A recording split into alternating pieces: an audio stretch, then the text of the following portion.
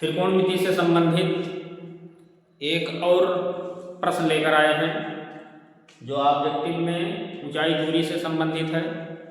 ऊंचाई दूरी से भी आज ऑब्जेक्टिव बन जाता है। जो क्वेश्चन पढ़ाया गया है उसी में से ऑब्जेक्टिव दे देता है। ये क्वेश्चन पिछले 3 सेट में आया था।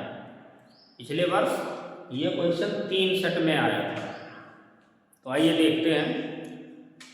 थोड़ा समझने में दिक्कत है, नहीं तो कोई वैसे दिक्कत नहीं है।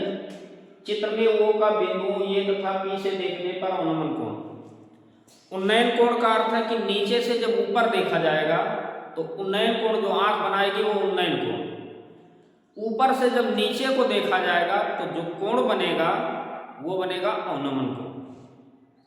अब यहां दिया गया है, चित्र को पहले समझ लीजिए। चित्र में वो का बिंदु ये व पी से देखने पर, यहां से दोनों से देखने पर वो पर कह रहा है कि अवनमन कोण कितना बनता है। अवनमन कोण का अर्थ है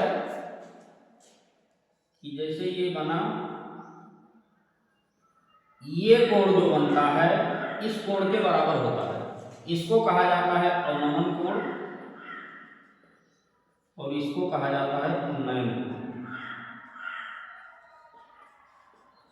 ऊपर वाला अवनमन और नीचे वाला उन्नयन।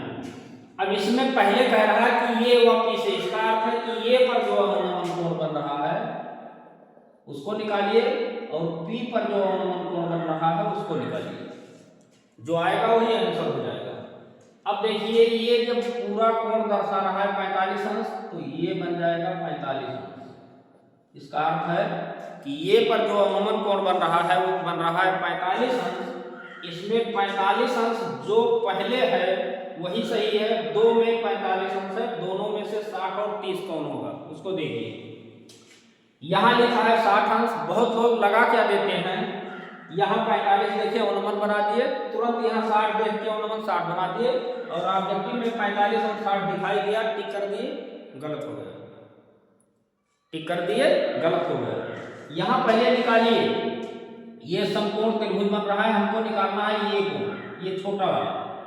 ये छोटा वाला जब निकालेंगे तो यहाँ जो कोण निकल आएगा उसके ये बराबर होगा।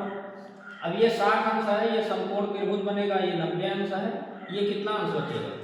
9 6 15 150। 9 6 15 150। 180 में से 150 घटा दीजिए, ये कोण कितना बन जाएगा? 30 अंश। इसका अर्थ है कि इसका अनुमान कोण कितना बना? 30 अंश। तो ऑप्शन में हमको चाहिए पहले ये उसके बाद पी, तो 45 अंश कामा 30 अंश। 45 अंश कामा 30 अंश, ऑप्शन नंबर सेकंड सही। 45 अंश कामा 30 अंश। दूसरा क्वेश्चन है, एक ऊर्ध्वाधर खंभे की परछाई ऊंचाई के बराबर है। ऊर्ध्वाधर खंभा है, इसकी जो परछाई है ये दोनों बराबर है। ये दोनों बराबर है तो x x मान लीजिए।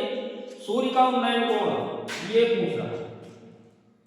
अब लंब बटे आधार, तो x बटे x बराबर tan थीटा। tan थीटा ये काट दिए, एक हो गया tan थीटा। अब tan का कौन सा मान एक होता है? tan 45 का मान। tan 45 का मान, इसका अर्थ है कि जो 45 अंश है वही बराबर हो जाएगा। जहां भी ऐसा क्वेश्चन आएगा कि खंभे की ऊंचाई परछाई के बराबर है, तुरंत 45 अंश पर लगा दीजिए। कितने अंश पर? 45 अंश पर। तीसरा क्वेश्चन थोड़ा बड़ा है। 50 मीटर ऊंची एक मीनार के शिखर से, ये मान लीजिए मीनार है, तो दूसरा बना देते हैं। ये मीनार है, इसकी ऊंचाई है 50 मीटर। मीनार की ऊंचाई कितना है? 50 मीटर। शिखर से पृथ्वी पर एक बिंदु का अवनमन कोण 30 अंश है। अवनमन कोण का अर्थ है ये 30 अंश है, तो यहां भी क्या बनेगा? 30 अंश। तो बिंदु की मीनार के पाद से दूरी, ये दूरी ज्ञात करना है। बिंदु की मीनार के पाद से दूरी, x का मान ज्ञात करना है। लंब बटे आधार बराबर tan 30, तो आ जाएगा 50 बटे x बराबर tan 30। 50 बटे x, tan 30 का मान होता है √1 1 बटे √3। क्रॉस गुणा कर दीजिए तो आएगा x बराबर 50 √3। ये लगाने के लिए भी आ सकता है। तो ऑप्शन नंबर सेकंड कितना आ गया 50√3। अब इसमें जितने ऑब्जेक्टिव बन रहे थे पूरे हो गए। 2 वीडियो हो गए इसके 10 सवाल।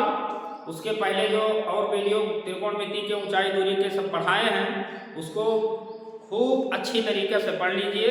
बोर्ड परीक्षा में एक भी नंबर ऐसा नहीं होगा कि आप नहीं लगा पाएंगे। इसका स्क्रीनशॉट ले लीजिए।